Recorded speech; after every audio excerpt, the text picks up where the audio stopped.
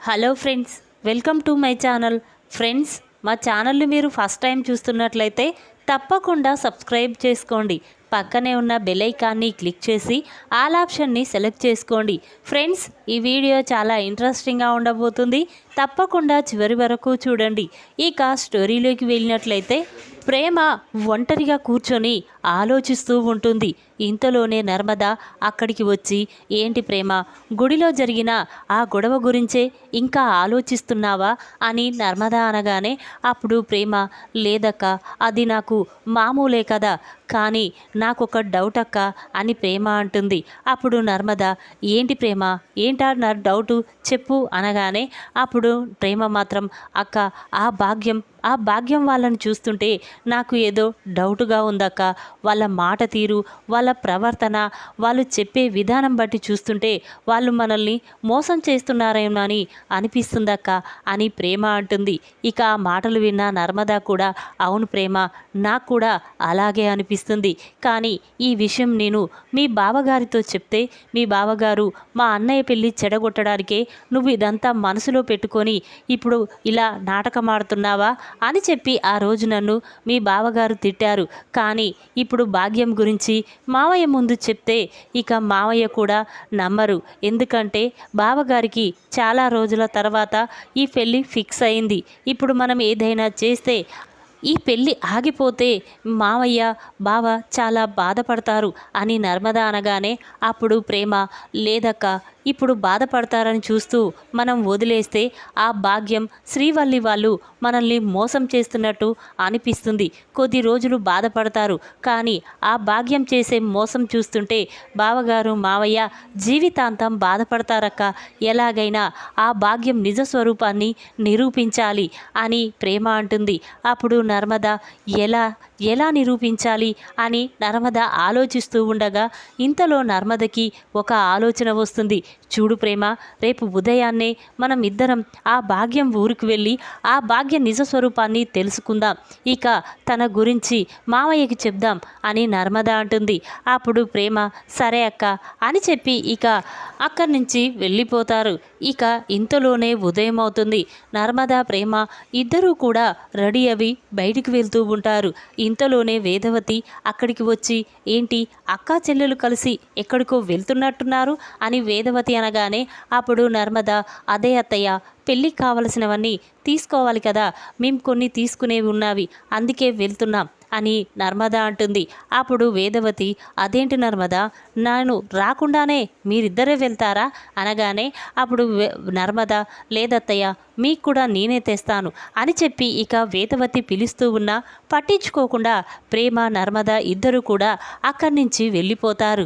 ఇక ఇద్దరూ కలిసి భాగ్యం ఊరికి వెళ్తారు. ఇక అక్కడ వెళ్ళి అటు ఇటు చూస్తూ ఉంటారు. అప్పుడు ప్రేమ, ఎలా అక్క, తన ఇల్లు మనకిప్పుడు ఎలా తెలుస్తుంది, అక్కడికి ఎలా వెళ్ళగలం అని చెప్పి ప్రేమ అనగానే అప్పుడు నర్మద, చూడు ప్రేమ, ఇక్కడి దాకా వచ్చాం, ఇక భాగ్యం ఇంటికి వెళ్ళలేమా అని చెప్పి ఇక అటు ఇటు చూస్తూ ఉండగా ఇంతలోనే అటుగా వెళ్తూ ఒక పెద్ద ఆవిడ కనిపిస్తుంది. ఇక నర్మద ప్రేమ ఇద్దరూ కలిసి ఆవిడ దగ్గరికి వెళ్ళి, అమ్మ, ఈ ఊర్లో భాగ్యం వాళ్ళ ఇల్లు ఎక్కడ ఉంది, మాకు కాస్త చూపిస్తారా అనగానే అప్పుడు ఆవిడ, సరేనమ్మా వెళ్దాం పదా అని చెప్పి ఇక వాళ్ళని తీసుకువెళ్తూ ఉంటుంది. ఇక నర్మద మాత్రం, చూడమ్మా, వాళ్ళ ఇల్లు ఇక్కడెందుకుంటుంది, వాళ్ళ పెద్దిల్లు కదా అనగానే అప్పుడు ఆ పెద్దావిడ, లేదమ్మా, వాళ్ళు ఉండేది అద్దె ఇంట్లో, వాళ్ళకి ఎలాంటి ఆస్తులు అంతస్తులు లేవు, వాళ్ళు ఇడ్లీ బోండాలు అమ్ముతూ బ్రతుకుతారు అని ఆ పెద్దావిడ చెప్పగానే ఆ మాటలు విన్న నర్మద ప్రేమ ఒక్కసారి స్టన్ అవుతారు. ఇక నర్మద, చూసావా ప్రేమ, నేను అన్నదే నిజమయ్యింది. ప్రతిసారి ఆ భాగ్యం ఏదో ఒకటి చెప్తూనే మన నుండి ఈ నిజాన్ని తెలియకుండా దాస్తుంది. ఈరోజు ఆ భాగ్యం నిజ స్వరూపాన్ని తెలుసుకొని ఎలాగైనా మావయ్య ముందు బయట పెట్టాలి పద అని చెప్పి ఇక నర్మద ప్రేమ ఇద్దరు కూడా భాగ్యం ఇంటికి వెళ్తారు. ఇక అక్కడికి వెళ్ళి ఇంట్లో ఎవరైనా ఉన్నారా అని పిలుస్తూ ఉంటుంది. ఆ మాటలు విన్న భాగ్యం, ఎవరు, వస్తున్నాను అని చెప్పి ఇక కంగారుగా బయటికి వస్తుంది. ఇక వాళ్ళని చూసిన భాగ్యం మాత్రం, ఎవరమ్మా నేరు, మాస్కులు పెట్టుకొని మా ఇంటికి వచ్చారు, ఏమిటికి వచ్చారు అని భాగ్యం అనగానే అప్పుడు నర్మద, చూడండి, మా ఇంట్లో పెళ్లి జరుగుతుంది, మాకు టిఫిన్స్ కావాలి, మీరు బాగా చేస్తారట ఒకరు చెప్పడంతో మీకోసం మేము వెతుక్కుంటూ ఇక్కడికి వచ్చాం అని నర్మద అంటుంది. ఆ మాటలు విన్న భాగ్యం, అవునమ్మా, మేము ఇడ్లీ బోండాలు చాలా రుచిగా చేస్తాము, పెళ్లి ఫంక్షన్లో ఇంకా బాగా రుచిగా చేస్తాం, చెప్పండి, మీకు ఎన్ని ఆర్డర్స్ కావాలో చెప్పండి, మేము రెడీ చేసి మీకు పంపిస్తాం అని భాగ్యం అంటుంది.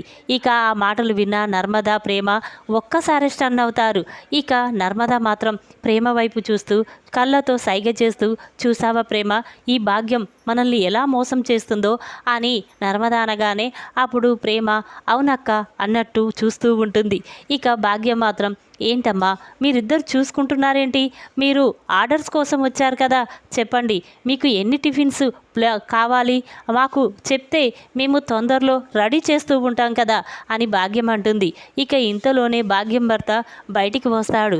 ఇక అతన్ని చూసిన నర్మద, మీరేనా టిఫిన్స్ అమ్మేది అనగానే అప్పుడు అతను, అవునమ్మా, నేను ఇడ్లీ బోండాలు చాలా రుచిగా చేస్తాను, అమ్ముతాను కూడా, చెప్పండి మీకు ఎన్ని ప్లేట్ల టిఫిన్స్ ఆర్డర్ కావాలో చెప్పండి, ఆ రోజుకి కరెక్ట్గా తెచ్చి నేను ఇస్తాను అని చెప్పగానే ఇక నర్మద తన మనసులో, అంటే వీడు మాట్లాడినప్పుడల్లా ఇడ్లీ బోండా అంటున్నాడంటే నేను ఏదో అనుకున్నాను, కానీ వీళ్ళు నిజంగానే ఇడ్లీ బోండా అమ్ముతూ బ్రతికేస్తున్నారు. కానీ ఈ విషయం తెలియక తన మామయ్య మాత్రం భావన ఇచ్చి ఈ భాగ్యం కూతురికి పెళ్లి చేయాలనుకుంటున్నాడు. లేదు, వెంటనే ఈ విషయం మామయ్యతో చెప్పాలి అని చెప్పి ఇక నర్మదా ప్రేమ అనుకుంటూ ఇక చాటుగా ఒక అతనితో వీడియో తీపిస్తూ ఉంటారు. ఇక నర్మద మాత్రం, సరే మేడం, పలానా టైంకి మాకు టిఫిన్స్ కావాలి అని చెప్పి ఇద్దరు కూడా అక్కడి నుంచి వెళ్ళిపోతారు. ఇక ఇంటికి వచ్చి ప్రేమ నర్మద తన రూమ్లో కూర్చొని మాట్లాడుకుంటూ ఉంటారు.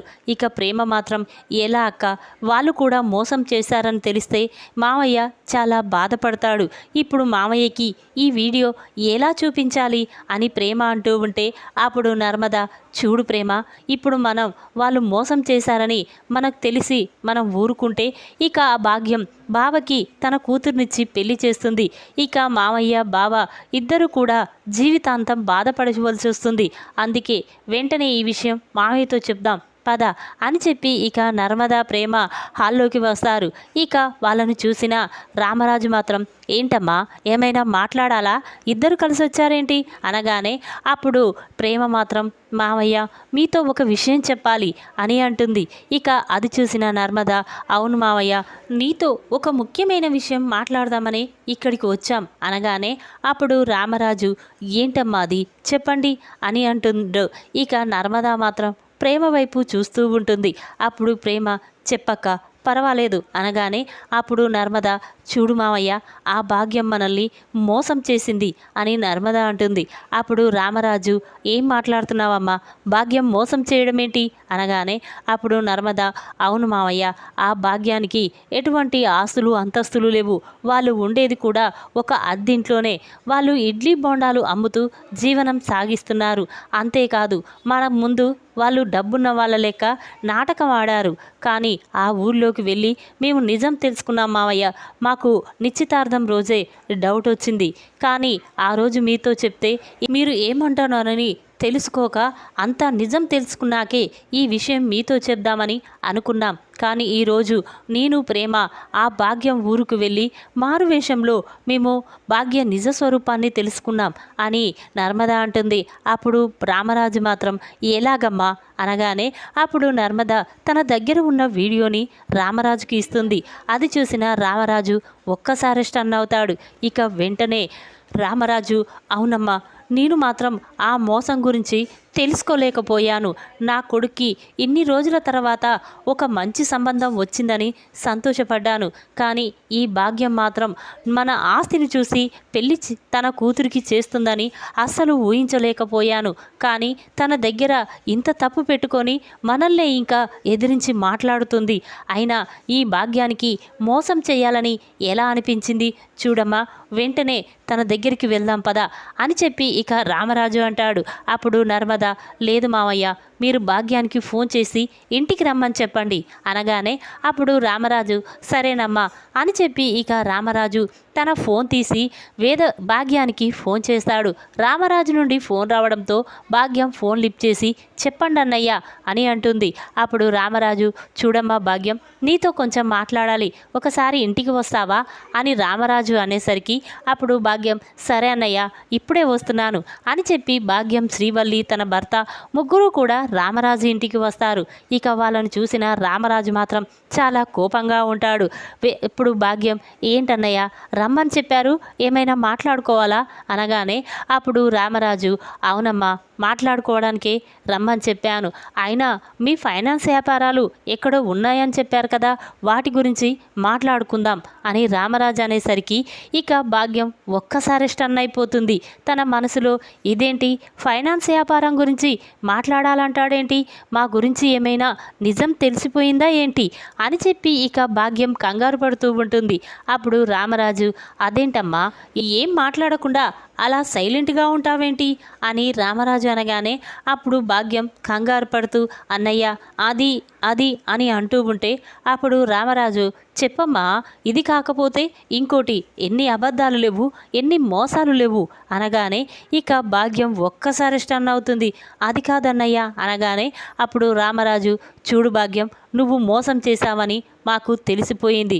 చూడు నేను డబ్బు కోసం ఆశపడలేదు, కానీ మీ దగ్గర డబ్బు లేదని నాకు ఆ రోజే చెప్పుంటే మీ మంచి మనసుకు ఒప్పుకొని మీ అమ్మాయిని నా కొడుక్కిచ్చి పెళ్లి చేసేవాణ్ణి, కానీ నీకు ఇలా మోసం చేయాలని ఎలా అనిపించింది అని రామరాజు అనగానే అప్పుడు వేదవతి లేదన్నయ్య నేను చేసింది తప్పే, కానీ మాకు డబ్బు లేదని తెలిస్తే మా అమ్మాయిని మీ కొడుక్కిచ్చి పెళ్లి చేస్తారో లేదో అని భయంతో ఇలా మీ ముందు అబద్ధం ఆడవలసి వచ్చింది, కానీ మిమ్మల్ని మోసం చెయ్యాలని కాదు, మీ ఆస్తిని కొట్టేయాలని అంతకంటే కాదు అని చెప్పి ఇక భాగ్యం వెంటనే రామరాజు కాళ్ళు పట్టుకొని రామరాజుని క్షమాపణ అడుగుతూ ఉంటుంది. అప్పుడు వేదవతి చూడండి మీకు మోసం చేయాలనిపించిందనే ఐడియా వచ్చినప్పుడే నాకు అర్థమైంది మీరు మోసం చేసేవాళ్ళని, అందుకే మీ అమ్మాయి వద్దు, ఈ సంబంధం క్యాన్సిల్ చేసుకుంటున్నాం, ఇక మీ కూతుర్ని నా ఇంటి కోడలిగా నేను చేసుకోను అని చెప్పి ఇక వేదవతి అనగానే ఆ మాటలు విన్న భాగ్యం మాత్రం ఒక్కసారి స్టన్ అవుతుంది. ఈ విధంగా మారువేషంలో భాగ్యం ఇంటికి వెళ్ళి భాగ్యం నిజ స్వరూపాన్ని తెలుసుకొని అందరి ముందు బయటపెట్టిన ప్రేమ. ఈ వీడియో కనుక మీకు నచ్చినట్టయితే లైక్ చేయండి. మరిన్ని వీడియోల కోసం మా ఛానల్ని తప్పకుండా సబ్స్క్రైబ్ చేసుకోండి. Thanks for watching.